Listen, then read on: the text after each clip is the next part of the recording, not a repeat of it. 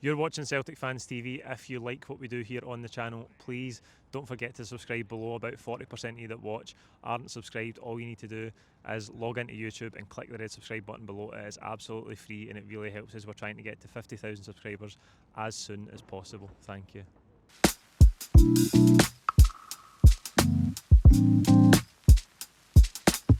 What's happening, folks? Welcome back to the channel. It's full-time reaction to Celtic 1, Dundee 0. I've got Lee here with me.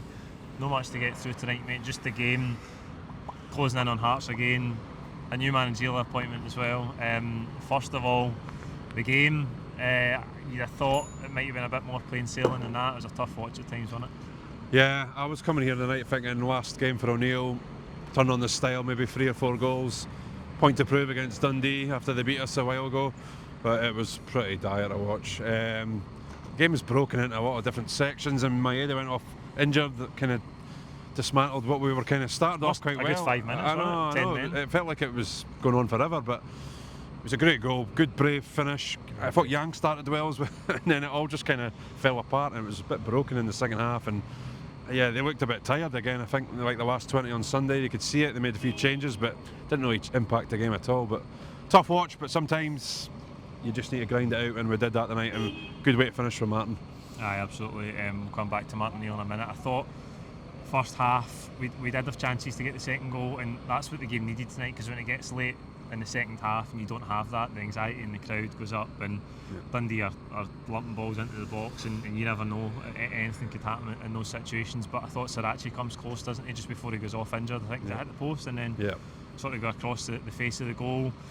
A couple of other chances in the game, but we just needed that second one to kill it, and we couldn't quite find it. There was a few times we were just getting back to sort of try to walk it in and not being quick enough getting the ball wide, and I think McCowan's done as much as he can, but we're missing width.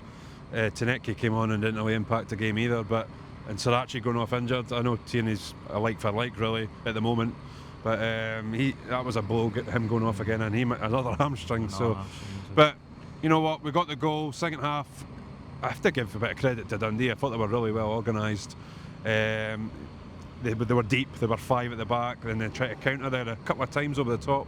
Scales and Schmeichel kind of not sure who was taking the ball, but look, I think it's just after the results, which we can touch on elsewhere. It's been a great night really, but yeah, the new manager's watching that tonight, then he's got his work cut out now. He has. For all the pressure in the game, well, for all the anxiety in the second half and Dundee lumping the ball forward, they didn't really carve out too many chances. The biggest scare in the game was that short header back from Liam Scales, and Simon Murray hits the bar. But I thought second half it got really untidy for us, really scrappy. The game was scrappy towards the end of the first half, but I thought second half we didn't have a great deal of chances either. I think there was a one that we worked well, where Engels back heels it to Hatate. Yep. It was just a decent save for the goalkeeper, but I don't think we worked the Dundee goalkeeper enough in the second half. It felt kind of, we went back a little bit to the sort of Rodgers style, where it was a slow build-up and we lost that energy, intensity. Maybe, we've played quite a few games over the last few weeks. It's maybe just catching up on the squad a little bit, but there's many more to come. But yeah, we just weren't very sharp. And I was hoping the subs would give us a lift, but it didn't really work out that way tonight. But you know what, resilience has been a big part of the last few weeks, and we stuck in, same as Sunday. We were on the back foot for the last 15-20 minutes, so we got over the line, and the biggest thing tonight really is 3 points. Aye, absolutely. I think we have shown a lot of resilience, and we've won a lot of games, and that's the main thing, because that's got us through this period. We've really turned things around in terms of the league table, which we'll come back to. But I think the resilience of the team, it was on show throughout this last maybe 4 or 5 games now. At times we've not been at a free-flowing best, like you know Celtic to be at times, but we have got the results, and I think that's been the main thing. We've just had to navigate this period with Martin Neal in charge, the negativity that was around in the squad before that. We've just had to sort of soldier through it, and we've managed to do that. He's really done a fantastic job, Martin. I just think it's psychological. He's brought the team up another level. There's been players that I know Yang didn't have his best tonight, but he's improved in a short space of time. He's brought Engels up another level. Hatate's been back on form a little bit.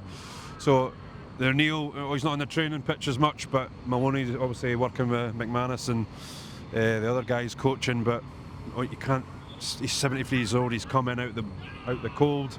and he's turned that team around from where we were getting beat at Dens to tonight. I'll take that 1-0 win, and we're joint top. Well, chance to go top clear on Sunday, so perfect night. But yeah, we all want to play better, we want to score goals, but great way for O'Neill to finish, and a great reception at the end for him. He deserves it. Yeah, I mean, I felt a wee bit emotional at the end, just a wee bit. I mean, just Mark O'Neill, an absolute hero. It just throws me back to my childhood, but to see him get that reception at the end, it was absolutely brilliant. And like you say, we're back joint top of the table.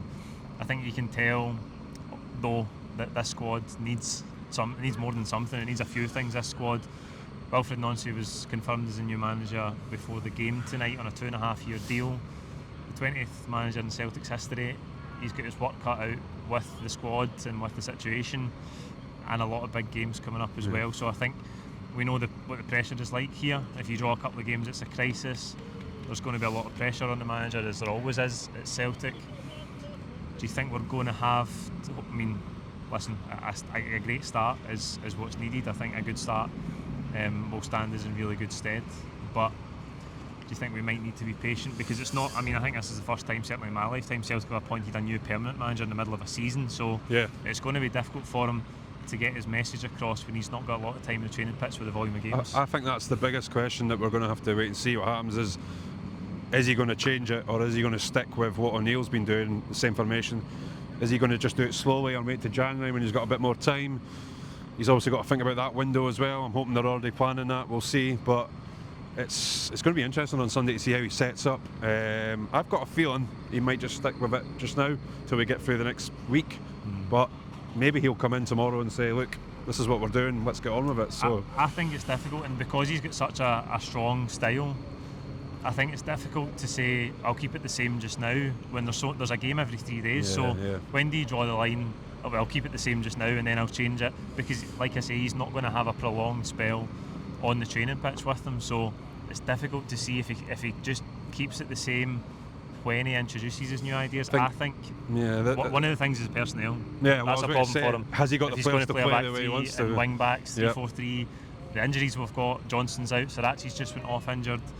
We're so limited, even at centre half as well in terms of numbers. So it's going to be intriguing. I don't know how I'm going to do a start 11 for Sunday. I tell you that. Just get it. Even some of the little bits I've seen tactically that his centre halves will bring the ball out. They can end up in the right midfield position at times. So I don't know if we've got that current type of player that can do that. Maybe it's going to take the January window to get some idea of the players he wants to get in to start with, and then build and get to the end of the season. But like you say, there's a risk attached to this, because a lot of people are now saying we could maybe just get O'Neill to the end of the season and make the change then. He's got the whole summer to prepare. It is a big risk, because it could go either way really, and the players don't pick up on what he wants to do. Like you say, we've got Hearts at home, Roma, and then the cup final, and then a busy Christmas period with a couple of away games, and then obviously playing Rangers at the start of the year as well. So it's going to be interesting. It's never dull, but I'm interested to see his press conference tomorrow, and hopefully somebody will ask him that. Yeah, I'm sure they will. I think there's always risk. There's always risk in a managerial appointment. I think that's heightened when it's in the middle of the season. It's going to be so intriguing to see where we go and how he settles in. Like I say, I think a good start is vital for him with the big games coming up. That leads us to Sunday against Hearts. I think that's maybe 1-1-6 for them now that they've drawn again tonight. We're joint on points with them at the top of the table. It's a great opportunity on Sunday for us to go clear at home. You'd expect it to be a full house, a good atmosphere. First game for the new manager, everybody will be right behind him, and hopefully we can get a victory. Yes, I mean, Hearts have done really well, I have to say. They've really stuck in, but the last few weeks they've started to creak a little bit. I think they have had some key injuries, so I don't think they've got maybe the squad. Maybe they'll invest in January, we'll see. But yeah, if we can get a big win on Sunday and then take us into the midweek, anything could happen against Roma. I think they're a quality side. They're near top of the Serie A, and then obviously the cup final. I think St Mirren got beat tonight. They were winning at one point. So these are terrible run. Yeah, these are three big games. I'm just interested to see the personnel, who's going to pick, especially up front, out wide, everywhere really across the park. What has he got to work with? Who's coming back for injury? But yeah, it's exciting. I'm really looking forward to the next week, and I'm really want to get behind them and finally we draw a line under it now. We will get behind them. I think the fact that it's big games coming up, high stakes games, does also mean that he can get off to a great start if he wins here on Sunday. we'll be in a great position in the league. Obviously Roma's a different kettle of fish, but you've got the cup final, and if he can win the cup final, that's a great start. I know that he's just coming into the final to manage one game, but again, that'll keep the momentum going and get him off to a good start. Back to tonight, very, very difficult, I think, to sort of pinpoint a man of the match in a game like that, a scrappy game. I thought Hatate was good and positive, and it looked like for spells in the game like everything good that we did was sort of involving Hatate at times. Yeah, I think he was one of the better players. I liked Srirachi started well. Shame he went off. Thought Trusty was okay. You know what? It sounds so boring, but I'll probably give it to Dyson just for his bravery for the goal. Was so brave. And he probably should have killed it off at the end, but he didn't have his best night either. But to go off and come back on for the team shows his commitment. So yeah, on that basis, I'll give Dyson, but it's a tough one. I actually forgot with the scenes at the end with Martin O'Neill that Dyson did strike the post just at the last minute. I suppose we should end on Martin O'Neill. We've talked a lot about the turnaround in results, the turnaround in energy in the team. I think Sean Maloney and the backroom staff have obviously helped him, but like I say, brilliant to see him get that sort of send off. And I mean, it's hard to overstate Martin O'Neill's significance in Celtic history. And I mean, what a hero. I know he's sitting in the press conference talking about his legacy, and he's not fussed about it. But for the fans, I mean, he's just an absolute god. To come the way he did it, back at early 2000s, and we were really struggling at that point. And I remember being at the front when he did the speech that everyone knows. He said, "I'll do everything I possibly can," and he's come back this time around, done everything he possibly can, with a bit more wit and a bit more. His press conferences have been interesting, to say the least. But he's turned that team around. Where we were against Dundee at Dens with Rodgers and everything that happened there, he's galvanised to a point the fans and the team again.